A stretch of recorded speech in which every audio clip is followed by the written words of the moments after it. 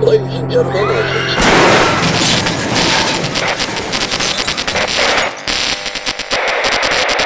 Misteri pesawat.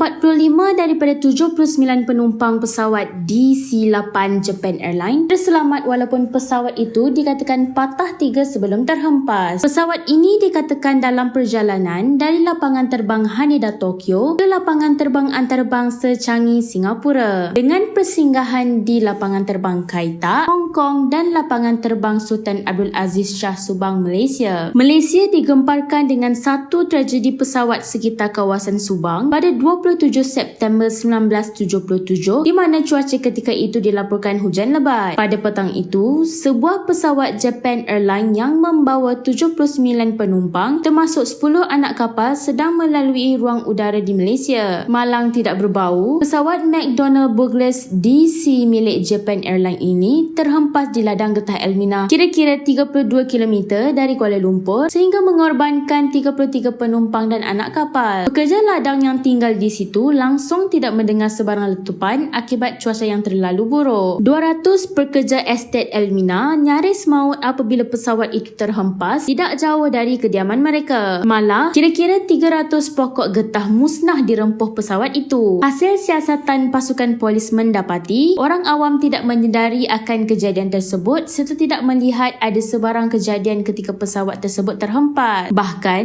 mereka hanya menyedari setelah pihak polis bertanyakan tentang kejadian tersebut berlaku. Susulan itu, penduduk kampung turut membantu pihak berkuasa menjejaki bangkai pesawat tetapi mereka tidak dibenarkan memasuki kawasan atas faktor keselamatan. Kebiasaannya, kejadian seperti ini amat jarang berlaku. Penumpang terselamat dalam mana-mana nahas dan boleh dikatakan 100% penumpang pasti akan mati. Namun, dalam kejadian kali ini berbeza apabila 45 daripada 79 penumpang kapal terselamat. Berdasarkan jam tangan salah seorang mangsa terkorban, kejadian dikatakan berlaku detik terakhir jam tangan yang dipakai iaitu 6.55 petang. Malah, pihak berkuasa percaya itu adalah waktu terhempasnya pesawat. Dalam pada itu, berdasarkan cara pesawat itu terjatuh dan patah tiga selepas merempuh pokok getah dan batu besar. Ramai yang tidak percaya bahawa begitu ramai yang terselamat namun kuasa Allah tiada siapa yang dapat melawan. Hanya seorang daripada 10 anak kapal terselamat iaitu pramugari Seiko Mano. Walau bagaimanapun, Kapten pesawat T. Moriski 36